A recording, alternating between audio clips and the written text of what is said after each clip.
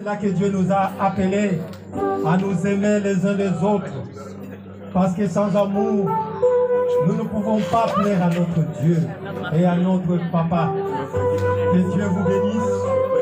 Que Dieu vous bénisse. Que Dieu vous bénisse. Que Dieu vous bénisse. Salut. Alléluia.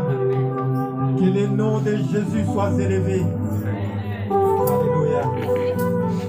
Papa, je bénis ton nom ce matin parce que tu es notre Dieu qui nous a aimés, qui nous a créés à ton image. Oh Seigneur, laisse que la vase encore puisse être débordée ce matin. Cette vase d'or que nous sommes et que tu as appelé par ton nom.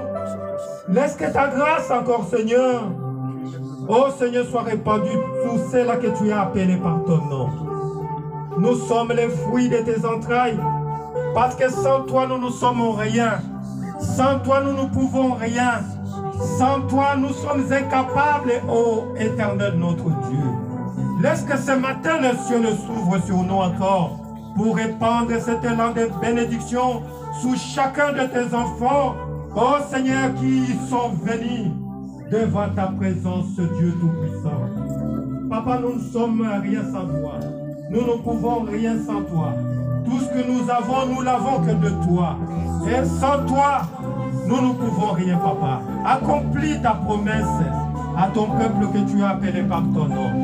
Laisse que ce matin, Seigneur, tu nous accompagnes au travers de ta parole, toi qui as dit que l'homme ne vivra pas seulement de pain, mais de toute parole qui sort de ta bouche, Adonai. Béni soit ton nom parce que tu es le Dieu d'amour qui nous a aimés et tu nous aimeras toujours.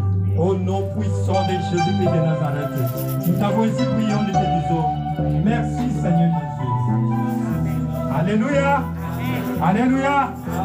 Je vous en prie, vous pouvez vous asseoir, bien-aimés. Je vous en prie, vous pouvez vous asseoir. Tout le monde peut prendre sa place. Tout le monde peut prendre sa place. Ce matin, bien-aimés, nous sommes devant le trône de notre Dieu, le créateur de toutes choses. Adonai, il s'appelle. C'est lui qui t'a créé, c'est lui qui m'a créé, c'est lui qui nous a créés tous. Ce papa nous dit qu'il nous a créés tous à son image et à sa ressemblance. Il nous aime tellement qu'il a tout fait beau et belle pour que nous, ses enfants, soyons bien en nous et en lui. Alléluia, bien-aimés. Ce matin, vous allez nous excuser parce que nous n'avons pas la projection. Nous n'avons pas la projection, mais je vais vous demander de prendre note. Car le thème de ce matin s'appelle « Cherche à marcher avec Dieu ». Et nous allons lire. Le thème c'est « Cherche à marcher avec Dieu ». Nous allons lire les livres de Luc, les livres de l'évangile selon Luc au chapitre 15, versets 11 à 32. Et les livres à méditer sont Luc 15. Ça, c'est les livres clés que nous avons à épingler avec vous ce matin. Luc 15, chapitre 11. Luc chapitre 15, verset 11 à 32. Et les livres à méditer, c'est 1 Jean, chapitre 2, verset 11, verset 16 à 17. Romains 12, verset 2. Galates 5,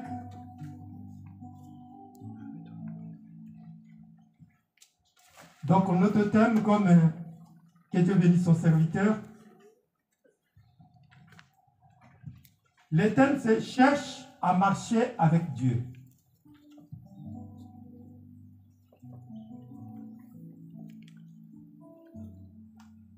Dans les livres de Luc 11,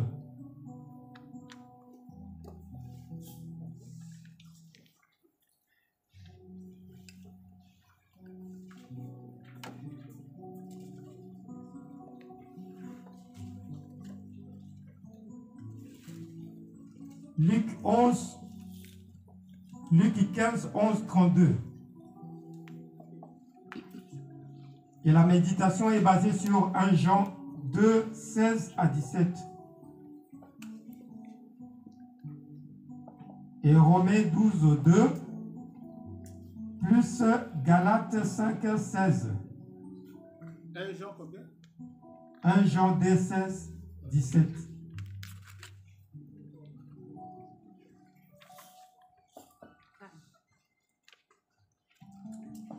Ok, bien-aimé, je disais tantôt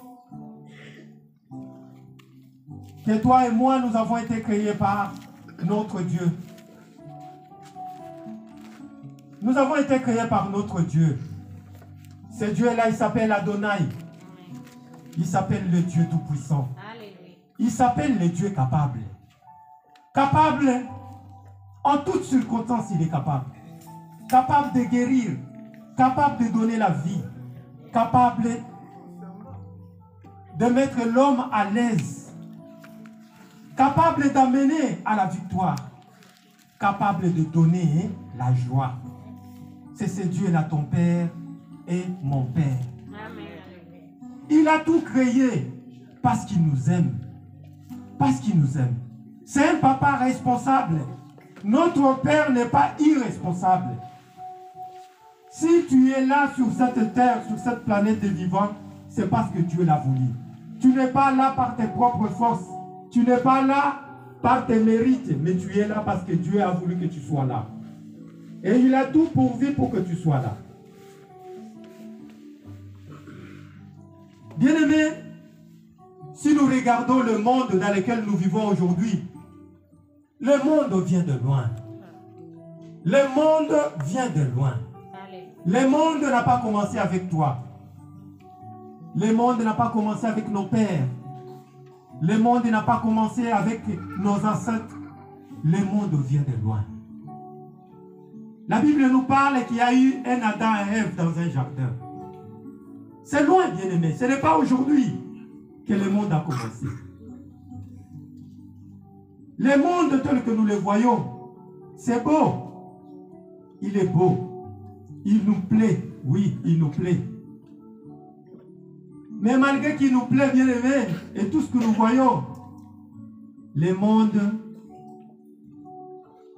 nous devons réfléchir à ce monde que nous voyons à nos yeux.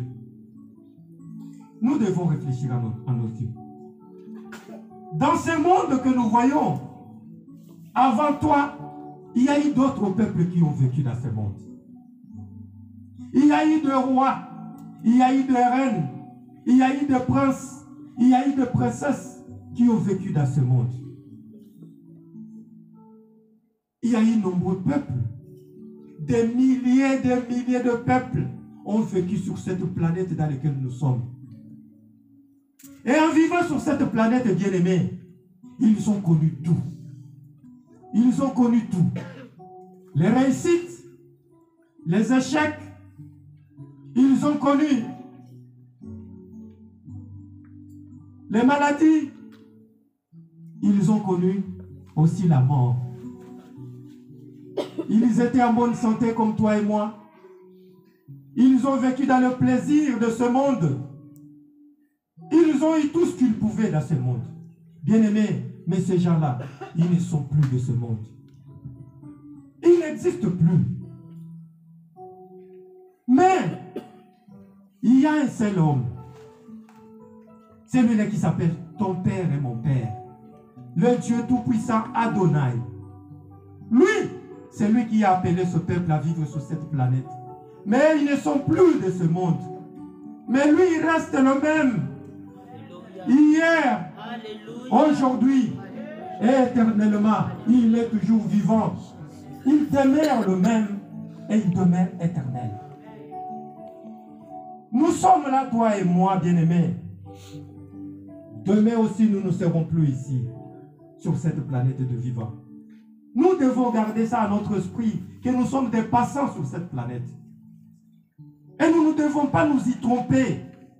Partout où tu es, sache que tu es un passant. Mais tu es là parce qu'il y a un but que Dieu a fait que tu sois là. et que tu ne dois jamais oublier, quel que soit ce que tu vois, quel que soit le plaisir auquel extrême qui peut te pousser à aller loin de Dieu, sache que tu es là pour un but. Et ce but-là, tu dois toujours les garder à ton esprit pour chercher à l'accomplir, bien-aimé. C'est le but de servir Dieu, ton Père. C'est le but de marcher en conformité avec ce Dieu-là, dans l'obéissance et dans la fidélité. Dieu nous aime tellement, bien-aimés, qu'il a voulu que nous puissions partager sa parole ce matin dans les livres de Luc 15. Luc chapitre 15, versets 11 à 32. Je vais demander à nos jeunes enfants de nous lire ces livres beaux et merveilleux que le Seigneur a voulu que nous puissions partager ce matin. Les livres de Luc chapitre 15, et je vais vous demander s'il vous plaît de pouvoir vous lever pour honorer cette belle parole de notre Père Céleste. Luc chapitre 15, versets 11 à 32, je lis au nom du Seigneur. Alléluia. Il dit encore, un homme avait 2 fils. Le plus jeune dit à son père, mon père, donne-moi la part de bien qui doit me revenir. Et le père leur partagea son bien. Peu de jours après, le plus jeune fils, ayant tout ramassé, partit pour un pays éloigné, où il dissipa son bien en vivant dans la débauche. Lorsqu'il eut tout dépensé, une grande famine survint dans ce pays, et il commença à se trouver dans le besoin. Il alla se mettre au service d'un des habitants du pays, qu'il envoya dans ses champs garder les pourceaux. Il aurait bien voulu se ramasser des carouges que mangeaient les pourceaux, mais personne ne lui en donnait. Étant rentré en lui-même, il se dit, combien de mercenaires chez mon père ont du pain en abondance, et moi, ici, je meurs de faim. Je me lèverai, j'irai vers mon père, et je lui dirai, mon père, j'ai péché contre le ciel et contre toi. Je ne suis plus digne d'être appelé ton fils. Traite-moi comme l'un de tes mercenaires. Il se leva et alla vers son père. Comme il était encore loin, son père le vit et fut ému de compassion. Il courut se jeter à son cou et le baisa. Le fils lui dit, mon père, j'ai péché contre le ciel et contre toi. Je ne suis plus digne d'être appelé ton fils. Mais le père dit à ses serviteurs, apportez vite la plus belle robe et l'en revêtez, mettez-lui un anneau au doigt et des souliers aux pieds. Amenez le veau gras et tuez-le, mangeons et réjouissons-nous. Car mon fils que voici était mort et il est revenu à la vie. Il était perdu, il s'est retrouvé. Ils commencèrent à se réjouir. Or le fils aîné était dans les champs. Lorsqu'il revint et approcha de la maison, il entendit la musique et les danses. Il appela un des serviteurs et lui demanda ce que c'était. Ce serviteur lui dit, ton frère est de retour, et parce qu'il l'a retrouvé en bonne santé, ton père a tué le veau gras. Il se mit en colère et ne voulut pas entrer. Son père sortit et le pria d'entrer, mais il répondit à son père, voici, il y a tant d'années que je te sers, sans avoir jamais transgressé tes ordres, et jamais tu ne m'as donné un chevreau pour que je me réjouisse avec mes amis. Et quand ton fils est arrivé, celui qui a mangé ton bien avec des prostituées, pour lui que tu as tué le veau gras. Mon enfant, lui dit le père, tu es toujours avec moi, et tout ce que j'ai est à toi. Mais il fallait bien s'égayer et se réjouir parce que ton frère que voici était mort, qu'il est revenu à la vie, parce qu'il était perdu et qu'il est retrouvé. Parole du Seigneur. Alléluia, acclamons cette parole de Dieu bien-aimé et veuillons nous asseoir. Bien-aimé, la parole de ce matin, c'est une belle parole. C'est une belle parole que le Seigneur va nous aider ce matin à comprendre ce que veut dire ces paraboles. Dans ce récit, nous voyons le Seigneur, Jésus qui nous parle en parabole. Je l'ai toujours dit, les paraboles, Jésus nous parle des vérités. Dans les paraboles, vous devez comprendre que quand Jésus parle en parabole, il essaye de parler une vérité, mais une vérité qui est un peu voilée. Voilée aux yeux du monde, mais expliquée et connue à ses disciples. Donc la parole de Dieu est adressée à ses enfants dans les codes. Dans les codes pour que le monde, lui, auquel n'a pas été appelé par Christ, le monde qui n'est pas les élus de Dieu, puisse ne pas comprendre cette parole, mais cette parole qui est réservée aux élus, les élus puissent la comprendre bien. Alléluia. Alléluia. La parole de ce matin, Christ nous présente un récit qui montre un papa et ses deux enfants. Nous avons l'aîné et nous avons les cadets. Le papa qui est là, en voulant jongler entre ces deux enfants. Ici, on nous montre, et pour tous qui connaissent le monde comment il est, dans le cadre de partage d'héritage,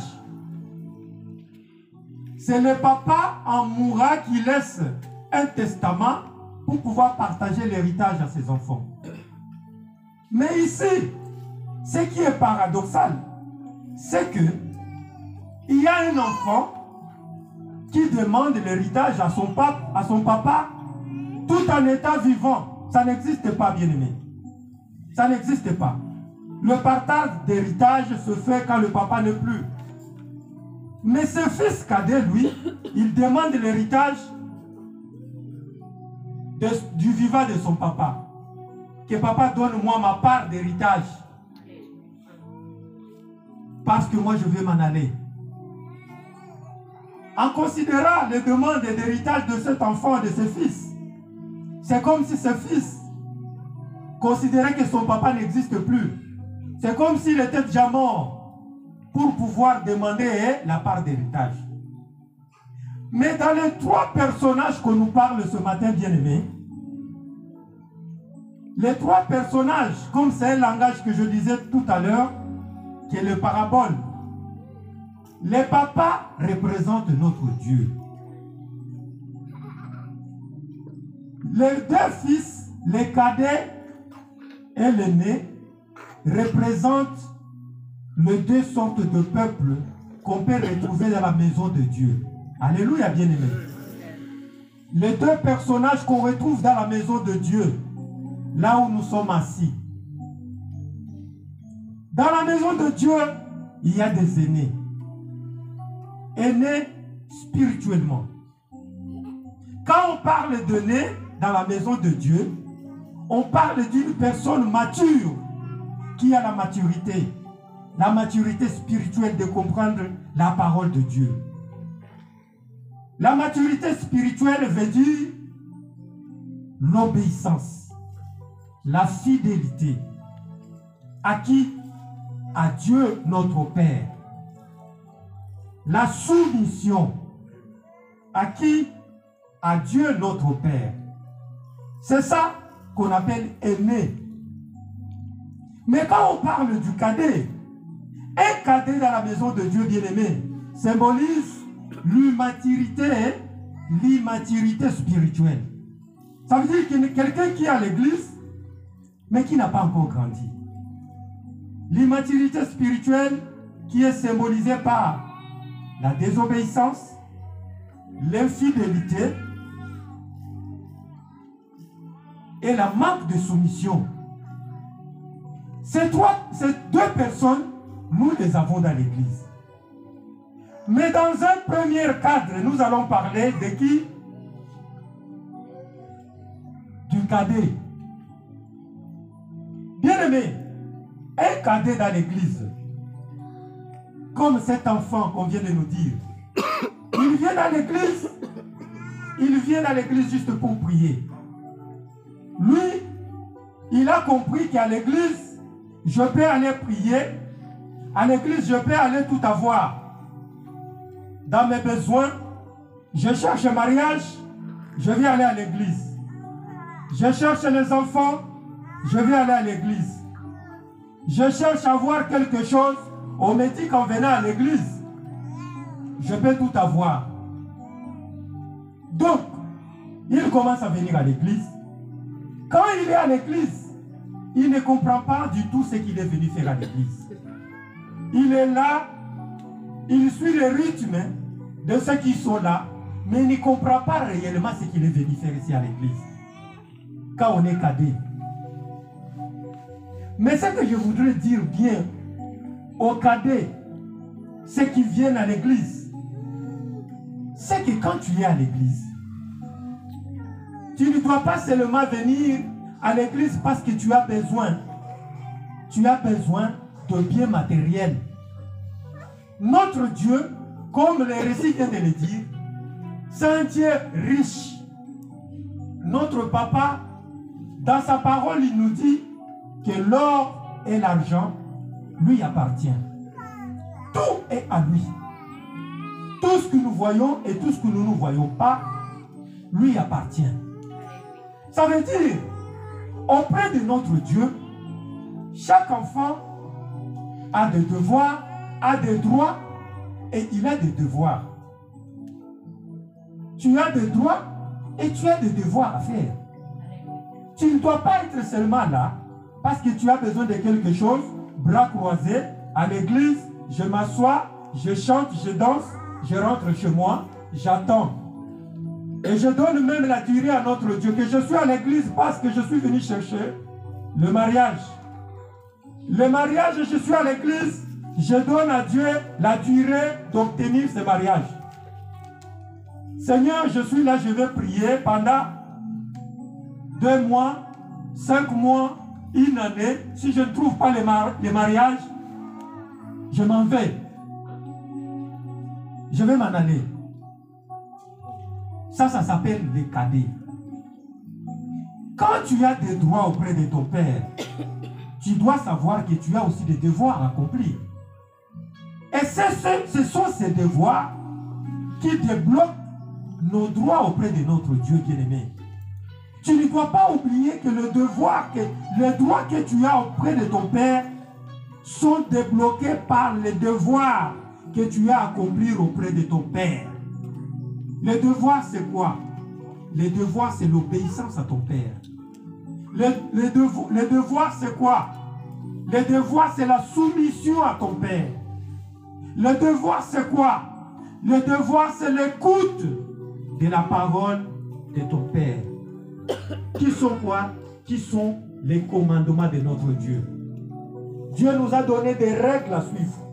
Dieu nous a donné des commandements auxquels nous sommes soumis et auxquels nous ne devons pas aller en dehors de cela. Nous devons les vivre car la parole de Dieu nous dit dans Josué que ce livre de la loi ne s'éloigne point de ta bouche. Tu dois méditer jour et nuit. C'est par elle que tu auras du succès. C'est par elle que tu réussiras. Bien-aimé, quand on est cadet dans la maison de Dieu, on est là pour marcher en conformité à la parole de Dieu. On est là pour apprendre. On n'est pas là seulement parce qu'on a besoin. Nos besoins sont déjà accomplis entre les mains de notre Dieu. Parce que notre Dieu est responsable. Depuis qu'il t'a créé, il a créé la richesse est avec toi. Parce que tu es un élu de Dieu. Mais ce qui bloque, que ce que nous cherchons, nous ne l'obtenons pas. C'est ça, c'est une maturité spirituelle. L'immaturité spirituelle bloque tout. Et Dieu ne le bloque pas parce qu'il ne nous aime pas. Dieu ne le bloque pas parce qu'il ne nous aime pas. Dieu le bloque parce qu'il a besoin que chacun puisse comprendre pourquoi la bénédiction que Dieu t'a réservée depuis que tu étais dans les ventres de ta maman n'était pas encore donnée. Pourquoi? C'est parce qu'il nous pousse à grandir dans la parole. Alléluia, bien-aimé. Parce qu'un enfant de Dieu mature vivra dans l'obéissance, bien-aimé.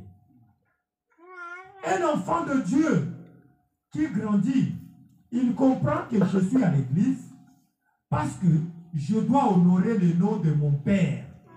C'est lui qui m'a créé à son image. C'est lui qui m'a appelé à vivre à sa dépendance. Quand on est immature, on est là, on cherche à voir maintenant et tout de suite.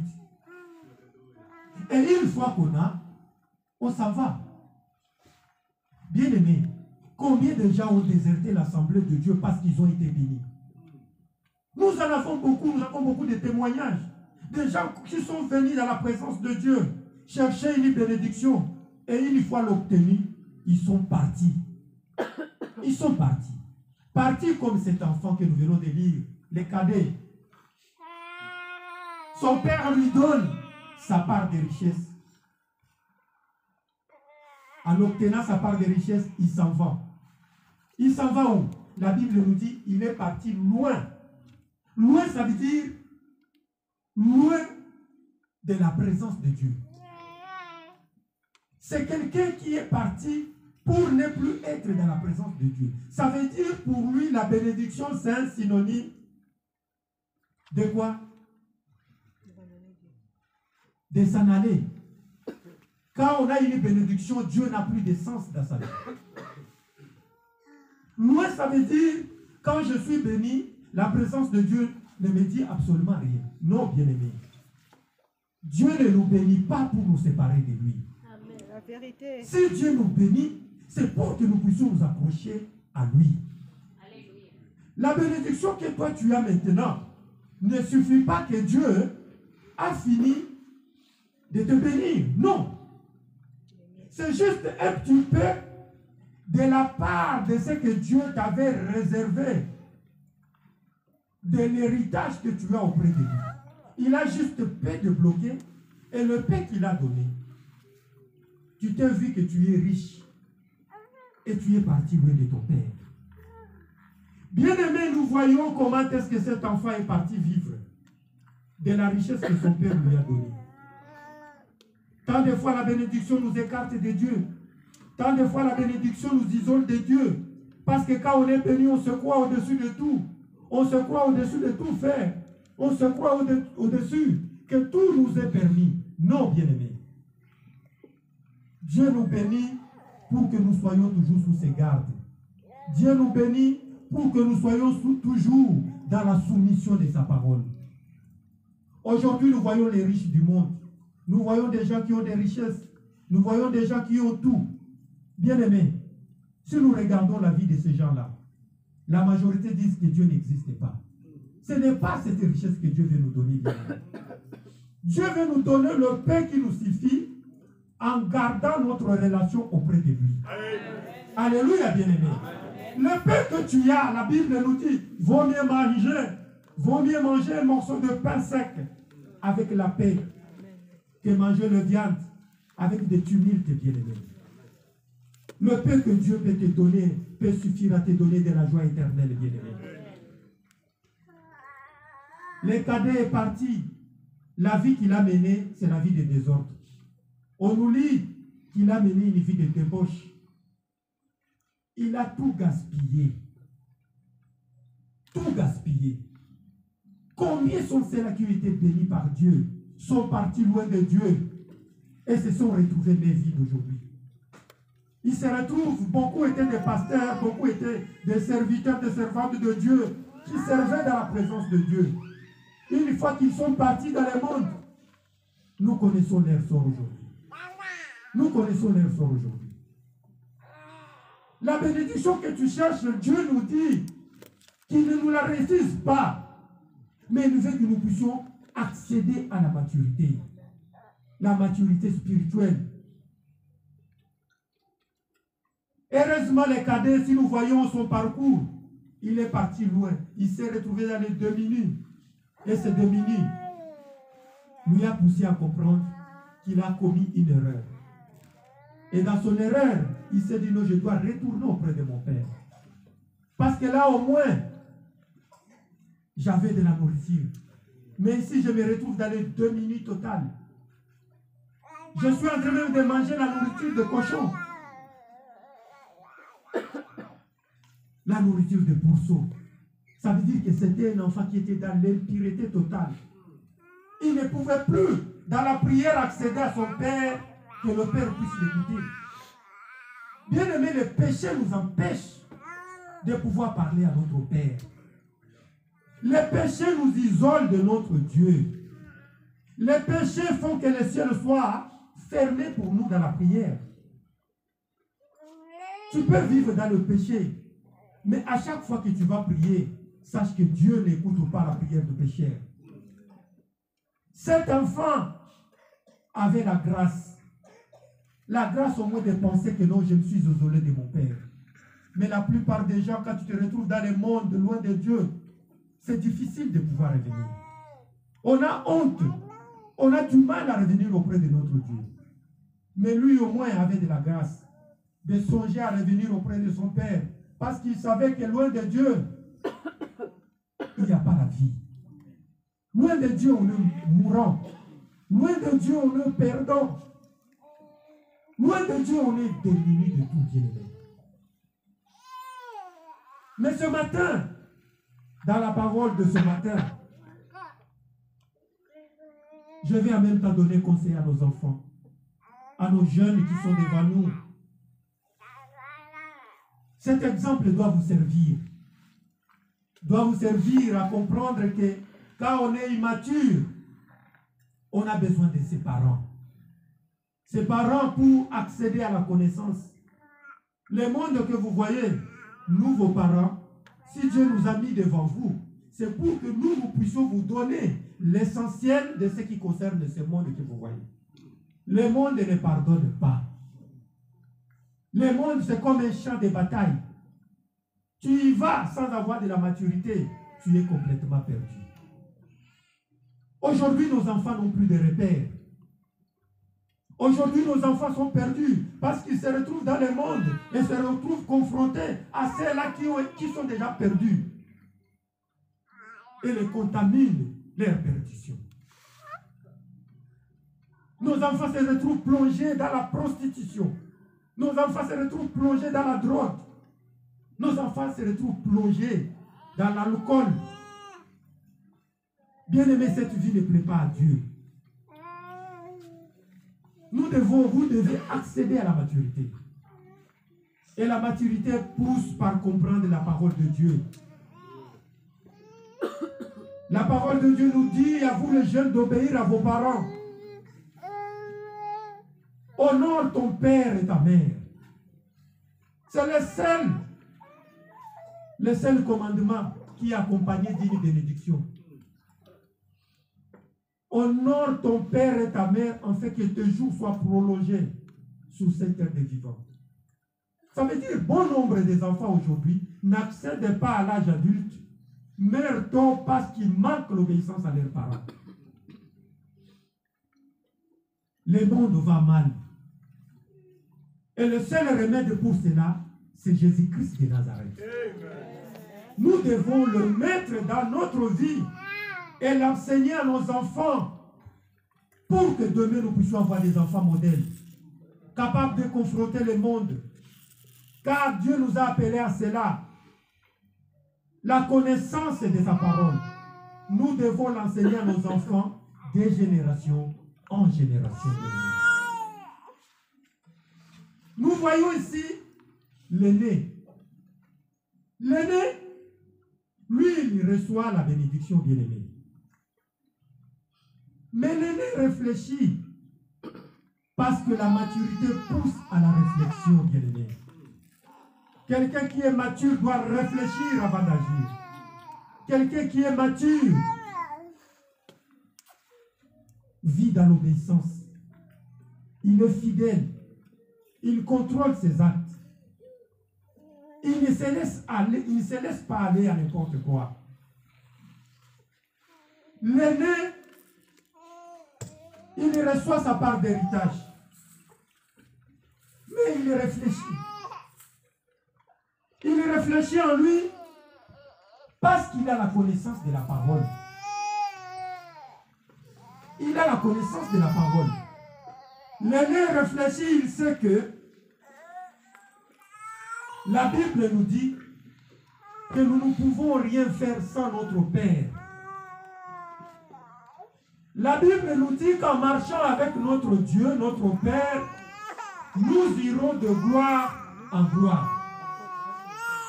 La Bible nous dit qu'auprès de notre Dieu, nous avons la joie. Auprès de notre Dieu, nous avons la paix. Auprès de notre Dieu, nous avons le bonheur parfait que l'homme peut désirer sur cette planète des vivants. Bien-aimé, tu cherches le bonheur, tu dois t'attacher à Dieu. Tu cherches la paix. La paix idéale n'est qu'avec Jésus-Christ de Nazareth. C'est en vivant avec lui. C'est en marchant avec lui. L'aîné a réfléchi en comprenant que la vie n'existe pas en dehors de Jésus-Christ de Nazareth. L'aîné, il a compris qu'il est incapable de lui-même. En allant loin de son père, il ne peut plus évoluer. Il ne peut plus évoluer, bien-aimé. Auprès de notre Dieu, nous avons tout ce qu'il nous faut. Plus tu restes fidèle à Dieu, plus Dieu continuera à ouvrir les portes de ta vie, bien-aimé. Les portes qui sont bloquées resteront toujours ouvertes. Les bénédictions que tu cherches, tu auras toujours à accéder à ces bénédictions. Tant que tu marcheras avec Dieu dans l'obéissance. Tant que tu marcheras avec Dieu dans la fidélité. Dieu nous dit qu'il est fidèle avec ceux qui sont fidèles. Il honore ceux qui l'honorent. Bien-aimé, quand tu es un adulte, quand tu es mature spirituellement, tu dois savoir que l'obéissance doit être avec toi. Dans tout ce que tu fais, tu dois toujours obéir à la parole de Dieu.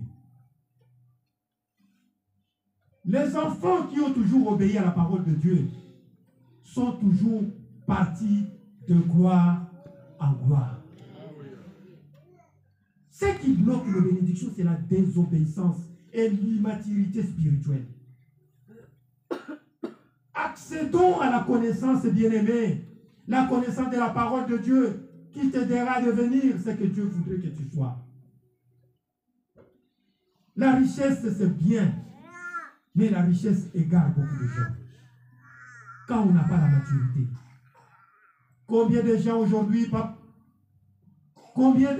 de gens aujourd'hui ont perdu le mari de leur vie parce qu'ils n'avaient pas la maturité spirituelle.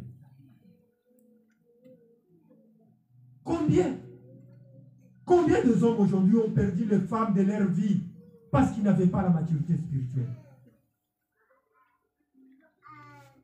Bien-aimé, la maturité spirituelle t'aidera à comprendre que la personne qui est à côté de toi, c'est l'homme de ta vie.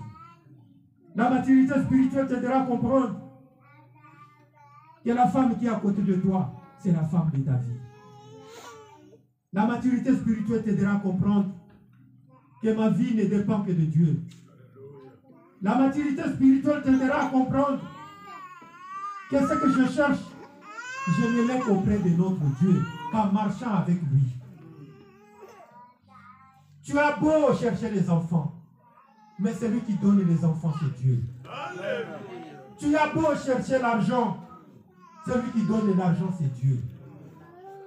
Tu as beau chercher, je ne sais pas, tout ce qui est fait dans ce monde, tu ne l'as qu'avec Jésus-Christ de Nazareth. Personne d'autre. La paix que tu cherches, la guérison que tu cherches, tu ne l'as qu'avec Jésus-Christ de Nazareth. En s'attachant à lui, en marchant en conformité de sa parole. La réussite que tu cherches à l'école, tu ne l'as qu'en marchant dans l'obéissance de la parole de Dieu. Accéder à l'excellence, c'est par la parole de Dieu. L'excellence n'appartient pas aux immatures. L'excellence appartient aux matures. La maturité, Dieu ne peut pas fermer sa main pour celui qui est mature. La maturité ouvre les cieux, bien-aimés. La maturité débloque les cieux. Par contre, l'immaturité ferme les cieux. Plus tu grandis, plus Dieu aura tendance à ouvrir les cieux pour toi. Plus tu montres à Dieu que tu as grandi, tu as compris sa parole, que tu es obéissant, sache que Dieu ne te refusera rien dans ta vie. Bien-aimés, comprenons que loin de Dieu, il n'y a pas le bonheur parfait. L'enfant est parti, l'enfant a regretté. Il est parti, il a compris que j'ai commis une erreur. Mon bonheur n'est qu'auprès de mon Père. Mon bonheur et ma vie, l'excellence et mon avenir n'est qu'en marchant dans l'obéissance de la parole de notre Dieu. Bien aimé, que cette parole de ce matin t'aide à comprendre qu'est-ce qui bloque encore dans ta vie. Qu'est-ce qui bloque encore dans ta vie? Dieu te demande d'atteindre l'excellence. Dieu te demande de chercher à grandir. Il ne veut pas de bloquer la bénédiction pour que demain, tu ailles encore perdre ce qu'il t'a donné. Dieu bloque encore ta bénédiction parce qu'il veut que tu comprennes c'est à quoi il t'a appelé. Dieu veut que tu saches que tout est entre ses mains.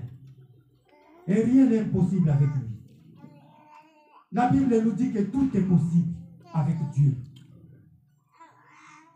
Mais nous avons aujourd'hui les gens qui viennent à l'église. Je prie aujourd'hui, je prie demain, je ne reçois pas, je m'en vais. Ah, j'ai prié beaucoup, je n'ai rien reçu. C'est parce que tu es immature, tu n'as pas encore compris. J'ai prié une année. Ah non, j'ai demandé, mais ça tarde. Ah, bien aimé, sache que tu ne peux rien imposer à ton Dieu. On n'impose pas à Dieu. On ne donne pas la durée à Dieu. Notre Père, il est souverain. Il donne quand il veut. On ne lui donne pas une durée. Non, je vais dans une année, quand je prie, Dieu puisse m'ouvrir le ciel. Dieu fait ce qu'il veut. Il t'a créé parce qu'il a voulu. On ne lui impose rien. Mais il demande juste la soumission, l'obéissance, la maturité. Poussera Dieu à te donner ce que tu désires. La Bible nous dit, fais de l'Éternel tes désirs. Fais de l'Éternel tes délices. Il te donnera ce que ton cœur désire.